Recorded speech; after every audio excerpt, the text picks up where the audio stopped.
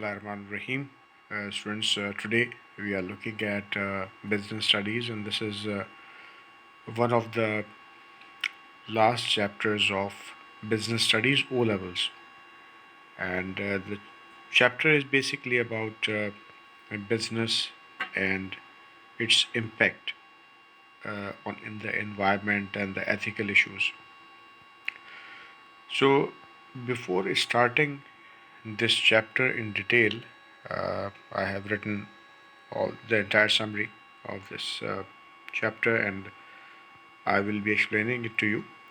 But before that, some of the students who take business and uh, they don't have economics, so they might be thinking about some of the basic terms which we are going to use over here. For example, externalities, social and external costs, and social costs and external benefits. All this. So let me give you a brief introduction to the externalities first. Externalities in general, there are two types, positive and negative. So, positive externalities and negative externalities. Externalities, as the name suggests, that is something to do with the impact of any business or economic activity or production activity on the people who are not actually involved in that process, and they are getting the effects, whether positive or negative. So, more in most of the cases, we are looking at the negative impact which a business can create for others, for the third party who is not involved. So, from the positive side, let's say positive externalities include private benefit, external benefit, social benefit, and the negative externalities, it will be having private cost, external cost, and social cost. So, for example, if I talk about the private benefit means that the person who is involved in the process of production or doing some business activity, the benefit which he is going to receive is called as the private benefit. For example, the profit earned by the producer, that is a private benefit, because he is working, he is doing the business, and he is getting the profit. No one else is getting the profit but the person who is getting, who is doing the work and selling goods and services or producing goods and services, he is getting the profits and the benefit. The consumer who is buying the product directly, they will get the benefit, and the employees who are working in the factory in that particular business, in any way, they are getting the salaries. So that is a private benefit. What about external benefits? External benefit is the benefit which is achieved by the third party. For example, the people who are living in that region or in that community will be getting jobs from uh, that business which is done by someone else. So that is an external benefit they are getting. Government is getting the external benefit because the taxes paid by the producers is going to be getting the is going to be giving the taxes to the government, and the government is the beneficiary in this case. Social benefit is the total benefit achieved by the private producers and the third party. And similarly, for the private costs and external costs and social costs, private cost is the cost borne by the person himself who is doing that business. For example, the cost of production, which the owner or the entrepreneur has to pay. Then the external cost is the cost borne by the third party. For example, the pollution, air pollution, noise pollution, which is created for the community living in that region. This is not their business, but they are getting the negative effects of it. For example, a factory running in your neighborhood, it will always be a concern for you because you are going to get pollution from it. And the social cost is the combination of private cost and the external cost. So its formula is also social cost equals to private cost plus the external cost.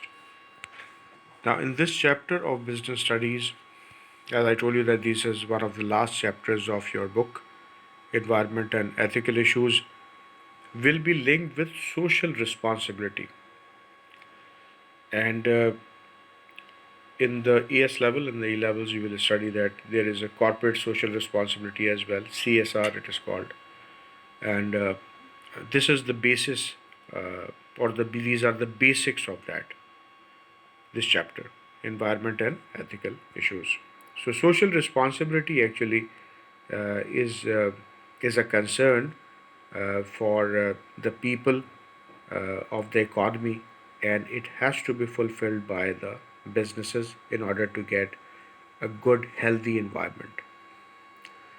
So, social responsibilities will have two sides. One is to reduce negative externalities, which we have discussed, reduce external costs, of course, and on the other side, social responsibility will be fulfilled and it will create positive impact if there is an increase in the external benefits, of course, the creation of jobs and the payments of tax to the government through the business activity. So, business activity itself can create positives, and also at the same time, it can create some negatives for the environment.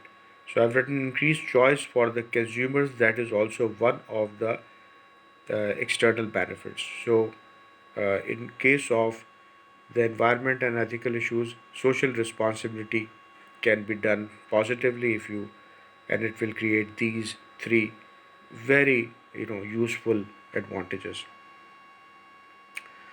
Reduce negative externalities, reduce external costs. That is basically social responsibility. That should be the aim of any particular business.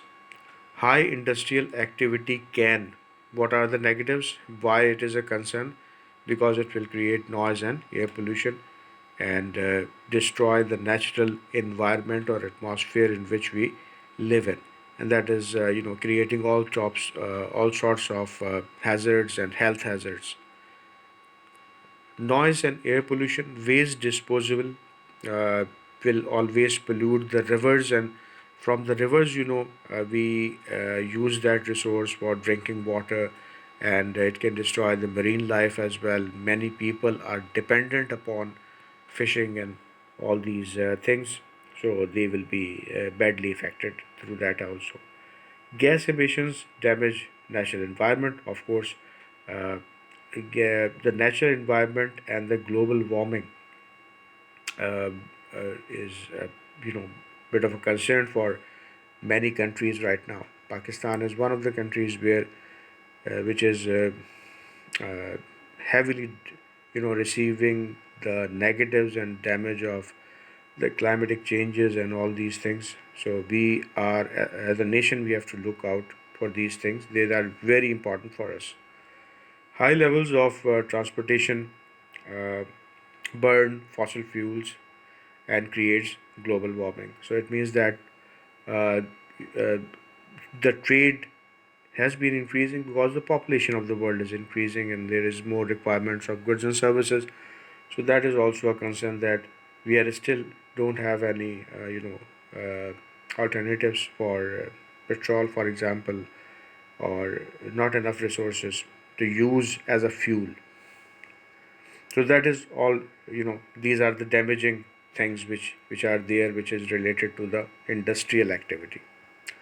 What is the solution then? Sustainable development. It means that you achieve economic growth, but considering the uh, conserving the resources for the future generation. Look at this definition: the economic growth or increase in the national output with the consideration of conserving resources for the future and not damaging the environment. It is the definition which is given in most of the books, but the thing is that there will always be damage. But the thing is that the extent of damage can be controlled. That is the main thing. How we are going to do it? I mean, how we are going to achieve the sustainable development? Number one, use renewable energy means that those resources, for example, the solar energy or the wind energy, they are useful and they are always available. So if we can do it successfully in the less developed countries also, will be a great help. Recycle waste.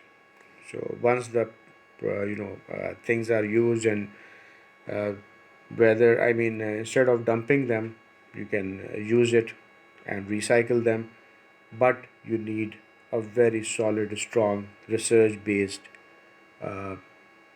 corporate sector, and research should be encouraged by the country, the government. Use fewer resources and producing environment friendly products. Looks like a piece of cake, but it is not, because you have to develop your research facilities, develop scientists, encourage creative thinking, and give support to the people who want to do research, and then only you can have something which you call as the sustainable development. Otherwise it will be very difficult. So you know that the government uh, of some of the countries are giving great support to the uh, researchers and scientists, so to create something positive, create something which is environment friendly, and you can achieve sustainable economic growth or sustainable development through that.